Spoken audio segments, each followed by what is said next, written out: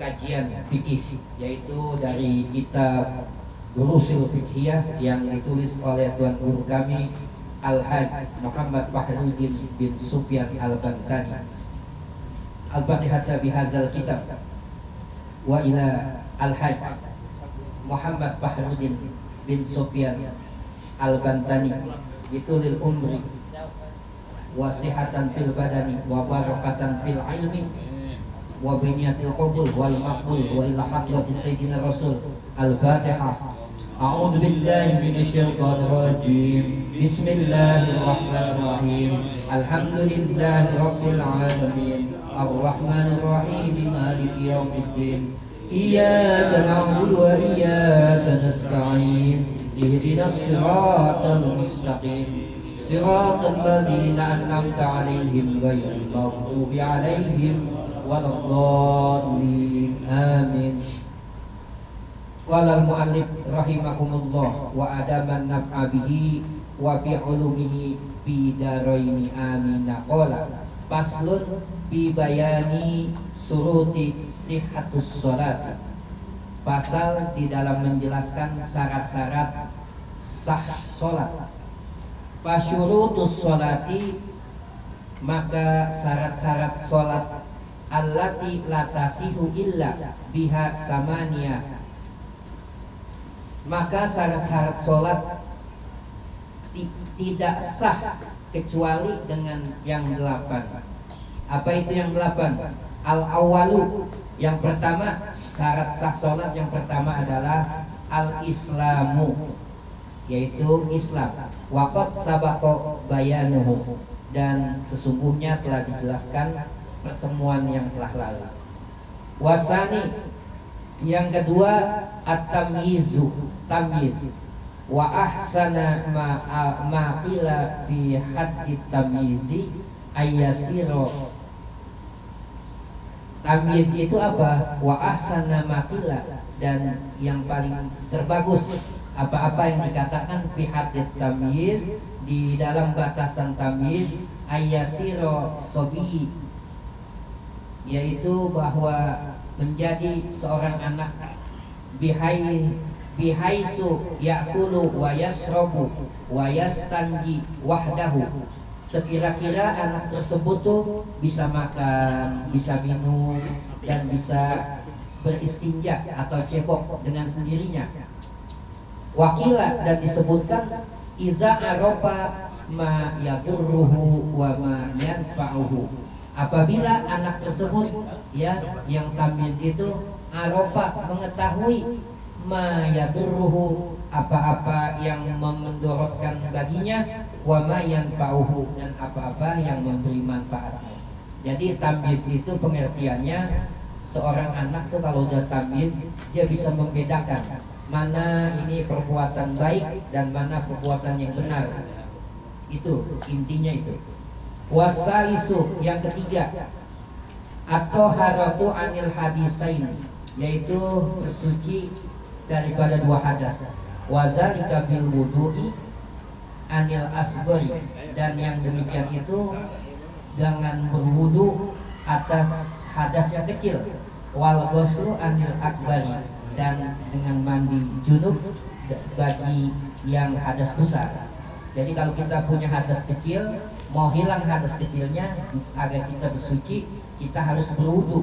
Tetapi kalau untuk hadas besar, kita mesti mandi junub.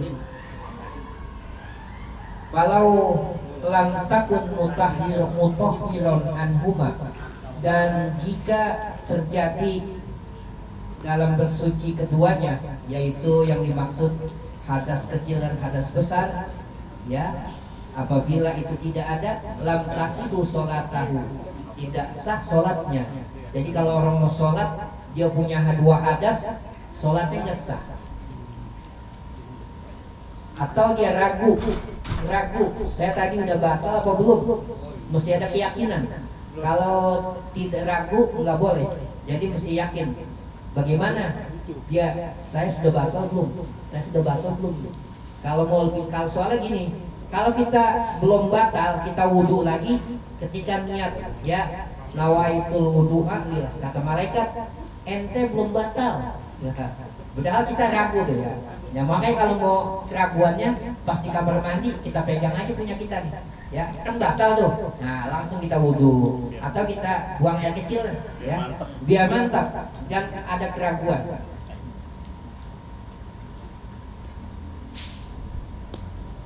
Naam, laukan faqidah. Faqidah. Iya, jika ada kehilangan atau ini dua hadas, dua bersuci, sehat sholatuhu al-mafruḍah, sah sholatnya dalam sholat fardu. Pakot lakinnaha akan tetapi ya batal tabatulu batoron hadasahu, tetapi batal. Maksudnya kita tidak diperbolehkan kalau tidak punya wudhu karena kita mempunyai hadas. Walau kana hadasahu daiman, dan andaikan hadasnya itu daiman selalu hasil silbaul, yaitu kalau kita udah menjelang 60, saya kan udah 62 nih ya, tapi alhamdulillah masih sempurna. Itu kencingnya tuh nggak bisa ditahan, jadi sebentar kencing, dia mau ini lagi mau wudhu udah cep kencing lagi, itu maksudnya gitu ya, namanya kasil silbaul. Sohat sholatuhu, sah sholatnya ma'al hadasi, bersama hadas sawa. Dia punya seperti itu, harusnya kan punya hadas ya, ya karena ada darurat istilahnya udah dol nih nggak ada ini lagi jalan, nggak ada klepnya lagi, jadi sebentar habis kencing mau wudhu cep kencing lagi. Nah itu dilanjut aja atau kita pakai pempes kalau mau ini lebih aman, pakai pempes, tapi nggak apa-apa, keluar tetap kita melaksanakan wudhu dan sholat, habis kita ini keluar lagi gitu loh. Jadi udah dol ya. Jadi itu boleh kita punya dalam hadas seperti itu, boleh kita untuk berwudu dan untuk melaksanakan sholat fardu au nafli, atau sholat fardu atau sholat sunnah lid darurati, karena darurat. Wala i'adah alaihi, dan tidak mengulang kita akan sholat itu. Kita kan punya hadas tuh, tapi tetap kita bersuci, tapi kita tidak dikenakan i'adah mengulang sholat. Wa iza shallal muhaddisu nasiyan biqaumin, dan apabila ada suatu kaum dia sholat tapi punya hadas, dia lupa nih, dia punya hadas dia lupa gitu. Summa ulima ba'da parogihi, kemudian dia ingat setelah selesainya, dia punya hadas, dia sholat, kemudian setelah selesai sholat dia ingat bahwa dia punya hadas minas sholatnya, daripada sholat, annahu muhaddisun, bahwa dia punya hadas, fa'alaihi al-i'adatu wahdahu, kemudian dia harus mengulang sholatnya. Bagaimana mengulang sholat? Tadi dia sholat bersama, sholat jamaah bersama imam ya.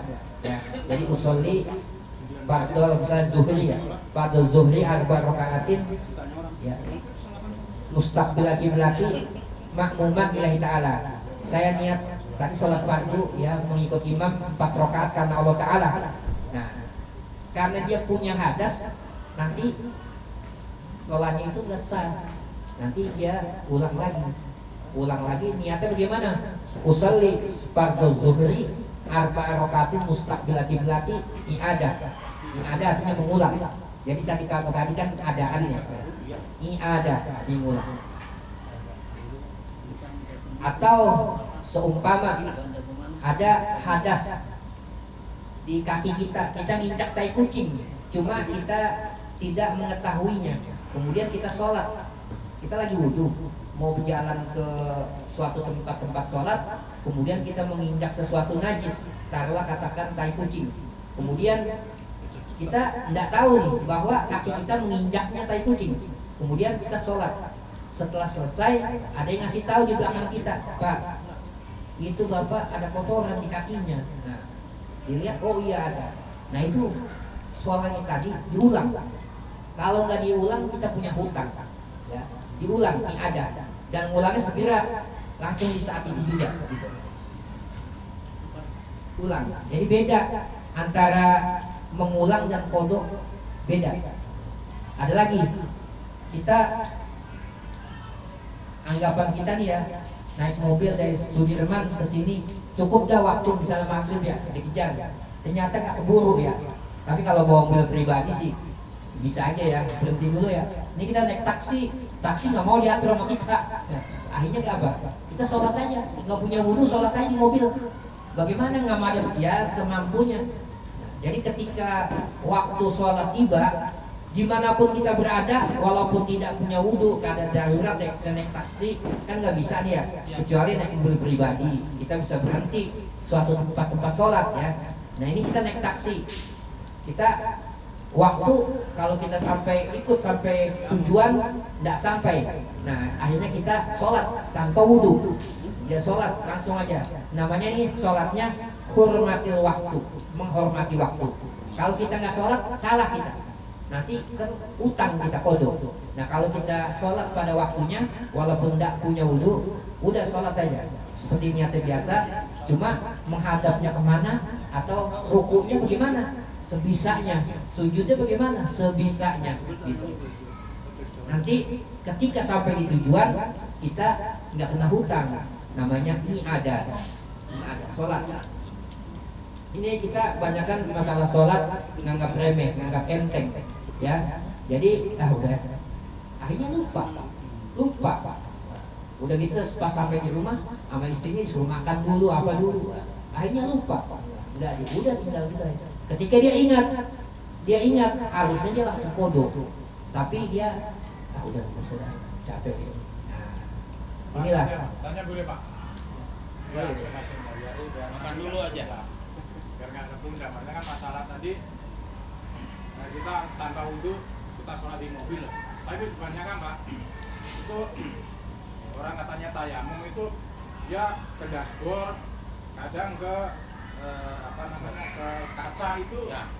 Boleh apa enggak? Oh boleh. Kalau tayamum itu kan debu, jadi mesti dipahami. Jadi ya boleh juga ketika keadaan darurat seperti itu boleh tayamum ya. Cuma kan kita sholatnya nggak sempurna, ya itu boleh tayamum. Ya. Jadi kita mesti kalau sholat sempurna dengan tayamum itu boleh. Tapi kan biasanya kalau kita naik kereta api itu ada di dalam kereta api itu ada air. Nah kita bisa wudhu. Jadi ini kayak yang nggak boleh, maksudnya yang boleh tayamum dan boleh tidak berwudhu, yang tidak bisa maksudnya boleh daripada nggak sholat. Kita tujuannya hurmatil waktu. Sama kita di rumah sakit, ada seseorang sakit, pada umumnya di rumah sakit itu nggak pada sholat karena udah rasa sakitnya gitu. Kemudian males, setan selalu membisikin, udah gak usah sholat kalau lagi sakit, setan ya. Jadi seharusnya kalau kematian itu lebih mendekat yang sehat apa yang sakit? Nah, yang sakit. Seharusnya yang sakit lebih giat dalam melaksanakan sholat. Bagaimana? Oh, saya lagi di perban tangan saya. Ini apa dokter aja nggak boleh miring, nggak boleh ini. Lagi di infus. Sebisanya, ya. Nggak bisa wudhu nggak apa-apa. Kalau bisa wudhu diwudhuin sama anaknya, sama keluarganya. Kalau nggak bisa juga tanpa wudhu pun boleh. Nanti kita niat, ya. Ya Allah ya Rob, nanti setelah saya sembuh, saya pulang, saya langsung ya mengulang yang sholat yang saya tinggal tadi.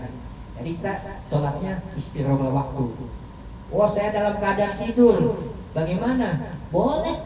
Sholat kan tidak bisa berdiri, pakai duduk. Nggak bisa duduk pakai rebahan, ya. Nggak bisa rebahan, kita masih bisa juga dengan anggota pejam mata gitu, kedip boleh. Nah kalau kedip juga nggak bisa, ya udah kita sholatin aja dah. Nah, udah kedipnya nggak bisa, ya sholatin, berarti udah nggak ada ajal. Jadi mesti wanti-wanti karena seorang hamba nanti akan diperiksa. Yang pertama adalah yang dihisab amal. Ada orang sedekah banyak ya, 5 juta, 10 juta, bahkan lebih dari itu sedekah, tapi dia nggak sholat. Nanti yang diperiksa bukan sedekahnya dulu, sholatnya dulu. Karena as-sholatu ra'sul ibadah. Sholat itu kepalanya ibadah. Jadi tulang punggungnya ibadah itu sholat. Kalau sholatnya beres, kesanainya insya Allah beres, hajinya belum, misalnya dakwahnya kurang ini gitu ya, bisa ditutupi.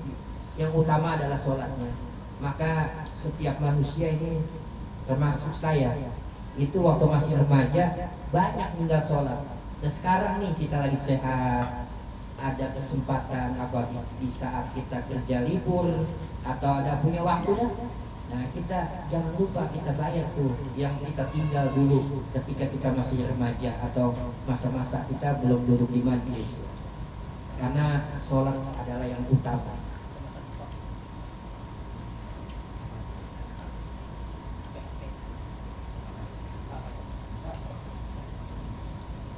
Para jamaah yang dirahmati Allah Subhanahu wa taala.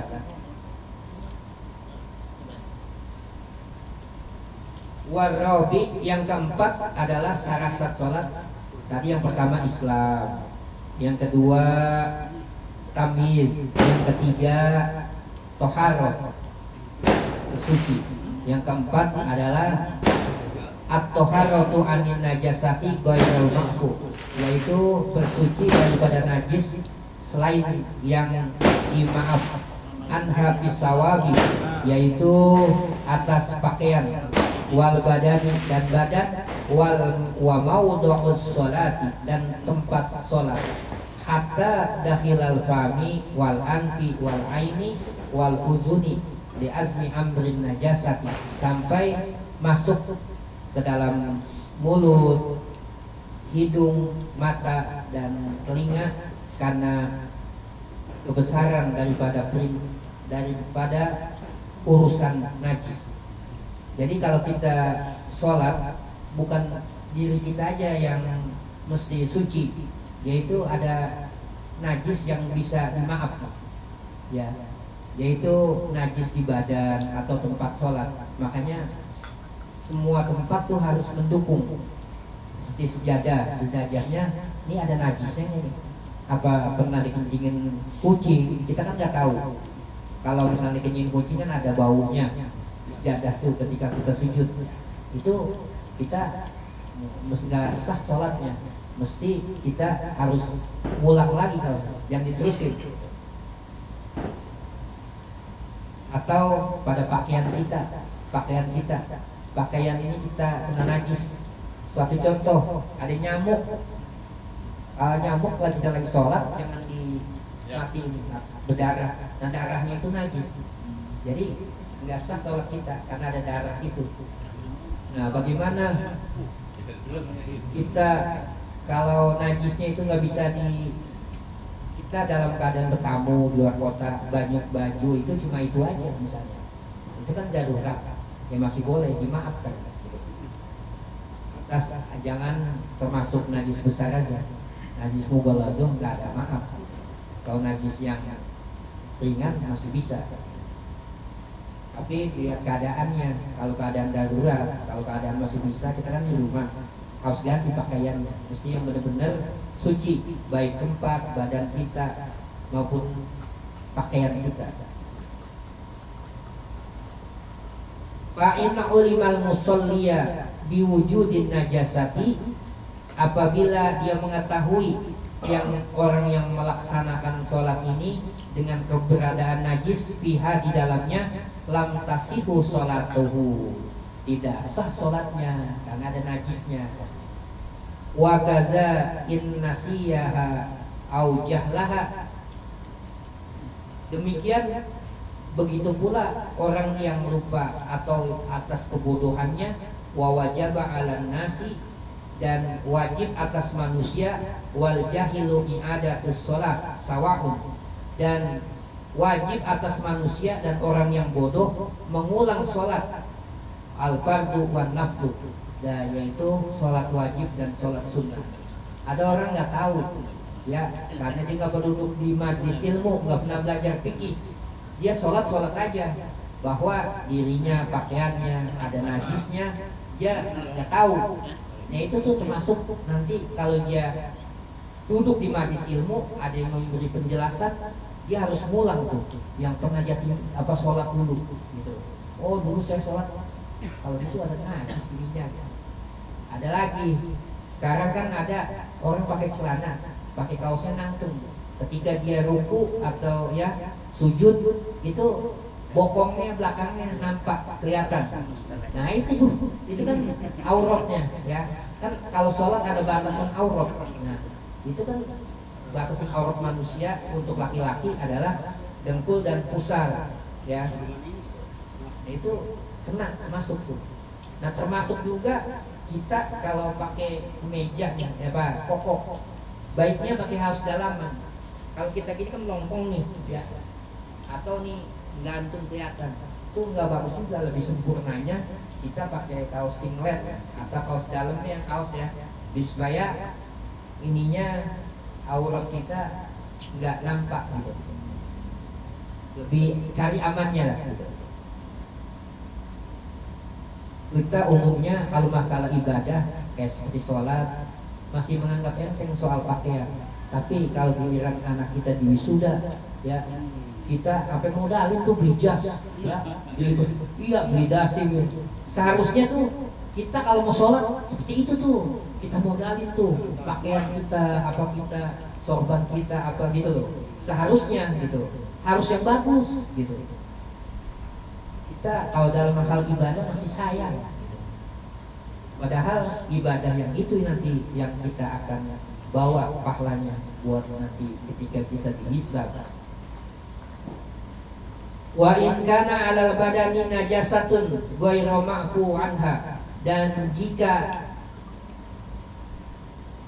ada najis di badan ya ghairu ma'fu yang selain yang dimaaf anha walam yajidu ma yaghsiluhu, dan tidak dapat dihilangkannya yaghsiluhu dia membasuhnya bihi sholat li hurmatil waqti, sholat dia dengan hormat waktu, wa'ada dan dia nanti akan mengulang. Yang tadi saya jelaskan ya nggak bisa dicuci tuh pakaian yang kena najis itu. Dia boleh sholat tapi nanti ketika dia sudah sampai atau tiba di rumah dia harus mengulang sholat yang dia kerjakan dengan diganti pakaiannya yang suci. Wa in kanat ala sawabi, dan jika pakaian yang kita kenakan ketika sholat walam yajid ma yaghsilhu, dan tidak dicucinya karena kena najis tadi, tidak dapat dicuci najis tersebut ya, sholat uryanan fil asohi, boleh sholat tuh dalam keadaan telanjang, fil asohi di dalam kaul yang asoh, wala i'adah dan tidak mengulang. Suatu contoh, saudara kita di Palestina lagi perang ya, kan dia ada pengungsian ya, pakaian cuma itu yang dipakai, kemudian kena najis nih pakaiannya ya. Dia juga seandainya di bawah ada beberapa pakaian dia nggak sempat nyuci kan, dia mau sholat bajunya kena najis, celana juga najis kain, boleh dia tuh dalam keadaan telanjang ya, bahkan dalam berjamaah pun masih boleh karena keadaan darurat. Mungkin baru pernah dengar kali ya, jadi sholat telanjang tanpa alas, tanpa busana karena terpaksa gitu.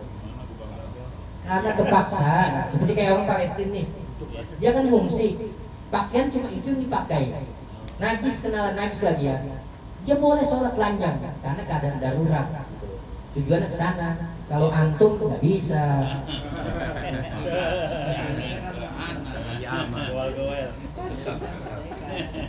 Lagi damai, nggak boleh Indonesia mah. Lagi aman. Lagi aman.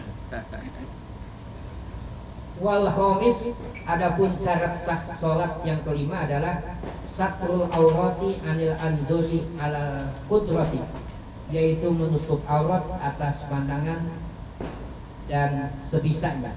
Walau sholat fi khulwati, dan jika dia sholat di dalam kesunyian, au zulmatin, atau kan di tempat gelap, bilibasin ghairu syifafin, yaitu dengan pakaian selain yang transparan, yamna'u adroga launal basyarah, dia mencegah tidak sampai itu warna kulit la hijamiha, ya tidak ada ukuran.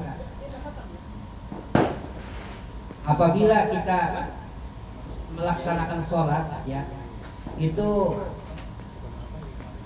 di tempat yang gelap atau sunyi, ya kita harus juga tetap pakai pakaian, kecuali tadi karena keadaan darurat boleh sholat dengan telanjang. Wa auratuz zakari, adapun aurat laki-laki, ma baina sartahu wa rokbatuhu, yaitu di antara pusar dan rukbah, dengkul. Jadi dasarnya tuh untuk laki-laki auratnya pusar sampai dengkul. Andaikan ya ada dia lagi di sawah di kampung nih ya, lagi beladak, kemudian cuma bawa kain ya, kebetulan bajunya kotor, dia pakai sarung cuma yang ketutup pusar dan dengkul, itu boleh ya, sah sholatnya ya. Tapi kalau keadaan di rumah kurang adab, karena di rumah kan ada baju, ada pakaian ya. Ini keadaan lagi di tempat yang misalnya lagi di sawah gitu ya, kebetulan dia bawa baju, bajunya kena najis, dia cuma pakai sarung aja seperti itu, nah sah sholatnya. Kalau ini Ustaz, boleh?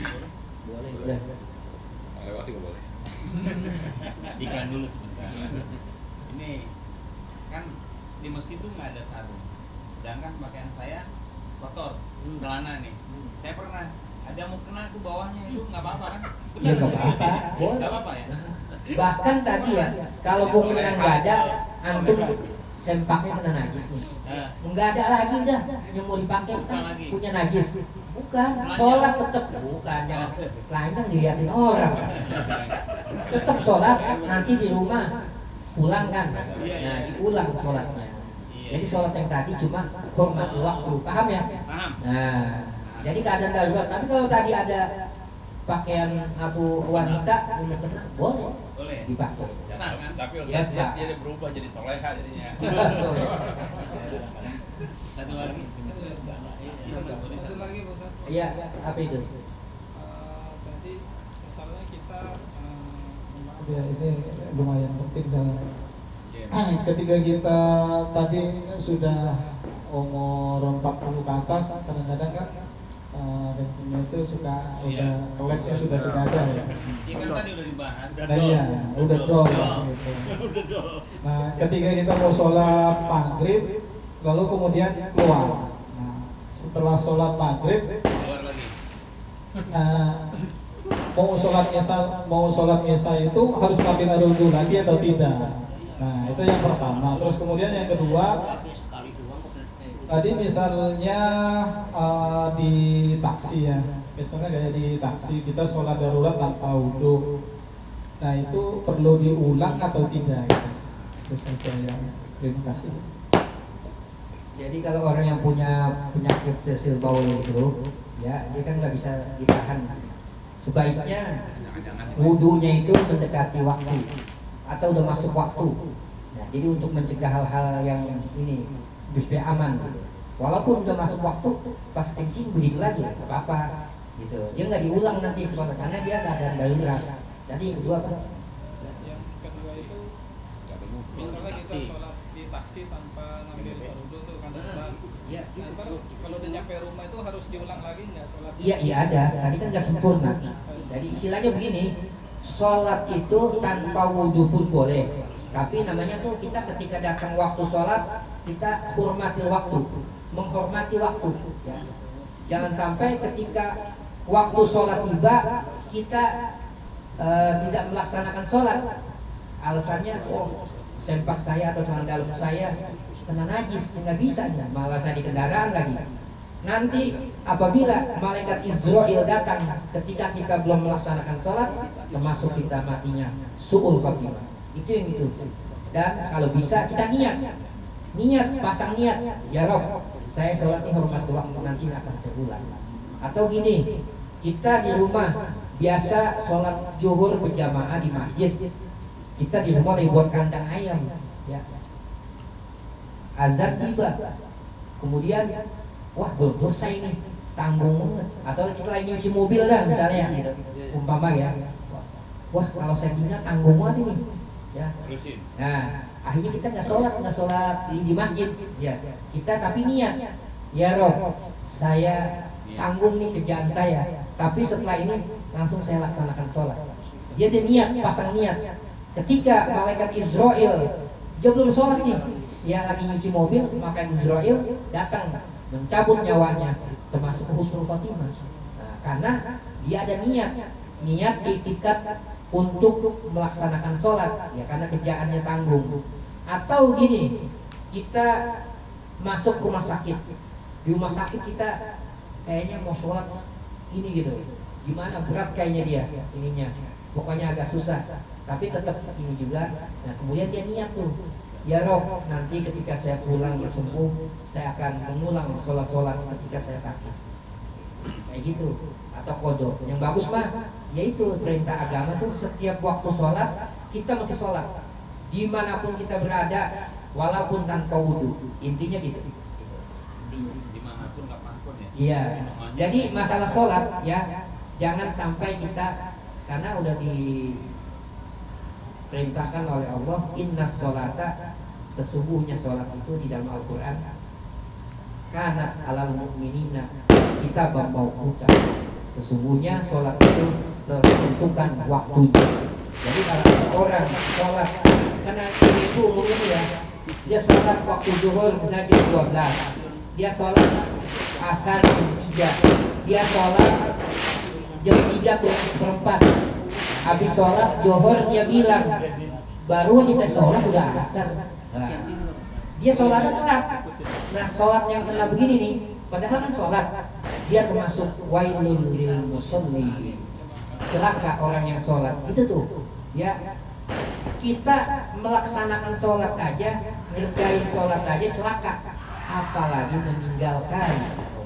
Makanya anak-anak kita ingatkan ya, jangan kita aja, anak kita nih yang susah ya.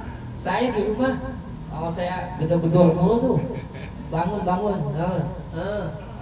begitu mulu. Nah saya pulang sholat, saya bangunin lagi. Nah itu gugur kewajiban kita sebagai orang tua. Andaikan anak itu tidak sholat, jangan nggak dibangunin, kesian dia kerja malam, ya pulang malam. Jangan, kewajiban kita untuk bangunin. Soal dia sholat enggak, itu urusan dia, karena tanggung jawab kita udah laksanakan. Nah bangun di waktu subuh, nanti jam berapa lagi bangunin lagi. Itu tugas kita sebagai orang tua. Ya mudah-mudahan anak-anak kita ya pada bisa melaksanakan apa yang diperintahkan oleh Allah Subhanahu wa taala dan bisa meninggalkan segala larangan.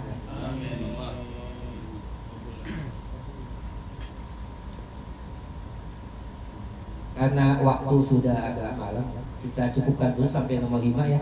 Nanti nomor 6 yaitu istiqbalul kiblat, menghadap kiblat.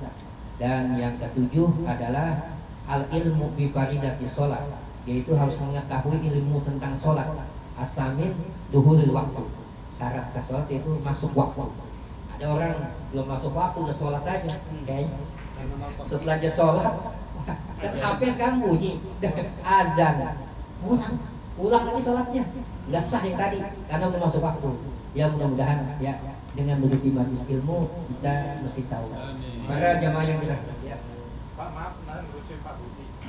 Tadi kan katanya kalau kita di belum sholat sempurna waktu taksi itu kan diulang ya. Tapi kalau umpama kan maghrib waktunya pendek ya, terus itu turun udah isya, itu bagaimana? Ya pas maghribnya itu nggak mungkin lah, kan ada jeda antara maghrib dan isya, ada jeda. Dari tadi misalnya di taksi macet, terus begitu turun itu udah posisinya udah agak isya. Begini. Ketika di taksi kan waktu maghrib nih, ya disitulah kan jeda antara maghrib dan isya, ada jedahnya. Masa udah langsung maghrib apa isya aja, nggak mungkin. Jadi ketika datang waktu kita langsung sholat. Iya, maksud saya gini Pak, tadi kan sholat tapi belum sempurna. Iya. Nah, kata Bapak tadi kita ngulang, tapi pas itu masuk nggak apa-apa. Udah isya itu nggak apa-apa. Nggak apa-apa. Bahkan lewat isya pun masih boleh. Nah kita datangnya nanti setelah isya gitu. Boleh. Itu masuk kodok apa biasa? Masuk kodok gitu? Bukan, ada aja. Karena tadi kita udah sholat, cuma sholatnya nggak sempurna. gitu. Kalau kita nggak sholat, kita kodok namanya. Kodok itu artinya hutang, bayar hutang gitu. Jadi jelas ya. Jadi seandainya lewat isya pun sampainya nggak lewat isya, tapi dua. Ketika isya mesti hormati waktu lagi gitu. Makanya bagaimana? Ya urut, ya bagusnya ya maghrib dulu gitu. Makan dulu apa minum dulu. Jadi urut bagusnya. Kecuali itu. Ini kan kita dalam apa namanya hormati waktu yang tadi dulu. Yang pertama maghrib. Para jamaah yang dirahmati Allah, bagaimana kalau ada orang ya dia dulu masih ini ya nggak pernah sholat, ada 5 tahun nggak sholat, sekarang dia sadar, itu dia harus mengkodok. Sekarang dia karena ada ketemu dengan orang soleh, diajak duduk di majlis, dia insaf lah, sadar, dia taubat, sholatnya tuh mesti nanti kalau dihisab kena itu. Kalau bagaimana ukurannya? Dia semampunya. La yukallifullahu nafsan illa wus'aha. Andaikan malaikat Israel sudah menjemputnya, kemudian dia belum lunas, tapi ada niatan dia untuk mau bayar. Saya punya utang sama Pasar Bini, ya. Sekarang ketika saya ketemu Pasar Bini, saya belum punya untuk mengganti yang uang saya pinjam.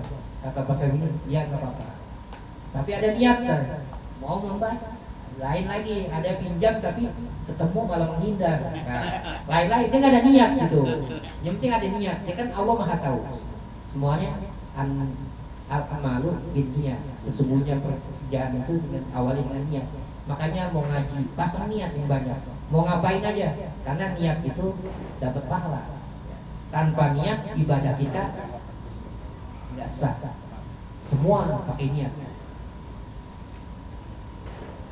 Para jamaah yang dirahmati Allah Subhanahu wa taala, makanya saya berpesan sesuai dengan perjalanan usia saya, ya saya titipkan ini majlis ya, supaya harus bisa ada yang mimpin. Andaikan saya nggak ada umur ya mudah-mudahan saya dikasih sehat dan punya umur. Andaikan itu kan udah pasti ya likulli ummatin ajal, fa ijajaa ajaluhum la yastakhiruna sa'ata wa la yastaqim. Setiap umat ini punya ajal, dan apabila datang ajal tidak dapat ditunda-tunda itu. Jadi saya mengharapkan kepada jamaah harus bisa mimpin, wabil khusus sohibul majlis.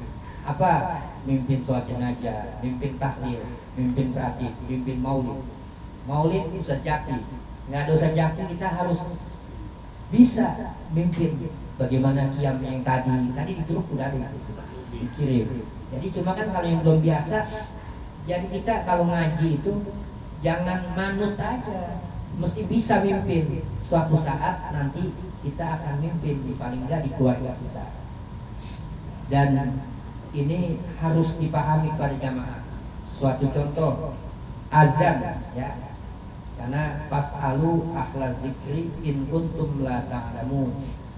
Apabila kamu tidak mengetahui, kamu mesti tanya kepada ahlinya ya. Ahli di bidang apa? Saya ahli di bidang akuntansi, nggak bisa, kita mesti tanya kepada ahlinya. Ahli dengan ini sholat, terus tanya sama ustaz apa yang kita kenal. Jadi gini, suatu contoh azan itu hukumnya kalau apabila ada yang azan, kita disunahkan untuk menjawabnya. Allahu Akbar sama ya, yang diucapkan sama jawabannya. Asyhadu an la ilaha illallah sama. Asyhadu anna Muhammadar Rasulullah sama juga. Cuma Rasulullah memerintahkan apabila muazzin atau yang azan itu mengucap asyhadu anna Muhammadar Rasulullah, itu kita diperintahkan oleh Rasulullah, yaitu kita baca marhaban bi habibi ya Rasulullah ya qurrata aini. Insya Allah kalau itu diamalkan, mata kita nih faedahnya itu nggak bakal buram, nggak bakal bagus malu cahayanya ya. Marhaban, coba marhaban bi habibi ya Rasulullah ya qurrata aini. angannya jempol dihimpit, kemudian dikecup di mata kita nih. Kanan kiri. Ya. Coba dihimpit dulu, dikecup, langsung ke mata. Setelah itu baru jawabannya asyhadu anna Muhammad. Jadi kapan tuh? Nggak usah nunggu berhenti. Jadi ketika nyebut kalimat Muhammad Rasulullah tuh, walaupun yang muazin belum berhenti, kita udah boleh. Ya, setelah dia selesai, kan selesai bukia, selesai ucapan dia, langsung kita ucap asyhadu anna Muhammad Rasul. Hayya 'alas shalah sama. Hayya 'alas shalah, Allah wala quwata illa billah. Hayya 'alal falah, Allahu akbar, la ilaha illallah. Apa? Nah, umumnya orang la ilaha, kata muazin la ilaha illallah, kita jawabnya Muhammadur Rasulullah. Diperintahkan bukan Muhammadur Rasulullah, sholawat. Jadi ketika muazin la ilaha illallah sallallahu alaihi wasallam, perintahnya bukan Muhammadur Rasulullah, sholawat sallallahu alaihi wasallam. Terus doa azan mesti bisa, ya. Allahumma rabba hazihi da'wati tammah was salatil qa'imah ati sayyidina Muhammadin wasilah wal fadilah wa innaka latus. Kalau yang belum hafal dihafalin. Jadi ini udah ganti tahun 2024 besok ya. Jadi mesti ada peningkatan. Kemarin belum bisa baca maulid, sekarang harus bisa. Nanti kalau udah bisa di rumah dibaca, diundang Rasulullah ke rumah kita. Gitu. Ya. Jadi semua harus ada peningkatan. Nah, jangan sampai dia cuma ngaji, ikut sana, ikut sini, keluar telinga, masuk kanan, keluar kiri. Jangan gitu. Saya menginginkan tuh harus bisa mimpin. Kayak jenazah, sholat jenazah. Nanti paling enggak dia mimpin keluarganya. Jika ada keluarganya yang meninggal, dia yang mengimami. Maksudnya begitu. Terus baca tahlil. Di kampung udah ada yang pemimpinnya. Tapi ketika dia nanti berziarah ke makam orang tuanya, kan kita yang mimpin. Harus bisa gitu. Ya mudah-mudahan ya apa yang kami harapkan jamaah bisa memahaminya dan bisa berinteraksi dalam masalah tolabul ilmi. Di sana ada guru, kita dekati, ikut di sana, di sini sebenarnya banyak guru, ya. Jadi duduknya di majlis ini nanti nih yang akan memberatkan timbangan kita ketika kita dihisab. Makanya banyak-banyak duduk di majlis ilmu, bukan di majlis ratib aja. Di At-Taqwa ada pengajian, ikut di sana. Jangan dilihat siapa gurunya. Kalau gitu sifat setan. Ya, dia main gitu. Jangan dilihat gurunya, maksudnya. Yang penting duduknya aja di majlis dapat ilmu. Ya, kita baca Fatihah, kita tutup majlis ini. Semoga dengan harapan duduk kita di majlis ini sebagai usaha dan ikhtiar kita agar kita, diri kita, keluarga kita semua selamat nanti di akhirat. Selamat di dunia dan selamat di akhirat. Al-Fatihah binatil qabul wal maqbul wa ila hadratis sayyidina Rasul. Al-Fatihah. A'udzubillahi minasyaitonir rajim. Bismillahirrahmanirrahim. Alhamdulillahirabbil alamin arrahmanir rahim maliki yaumiddin iyyaka na'budu wa iyyaka nasta'in ihdinas siratal mustaqim siratal ladzina an'amta 'alaihim ghairil maghdubi 'alaihim waladdallin. Kita tutup sama-sama baca kafaratul majlis. Subhanakallahumma wa bihamdika asyhadu an la ilaha illa anta astaghfiruka wa atubu ilaik. Lebih kurangnya mohon maaf. Akhirul kalam. Wassalamualaikum warahmatullahi wabarakatuh.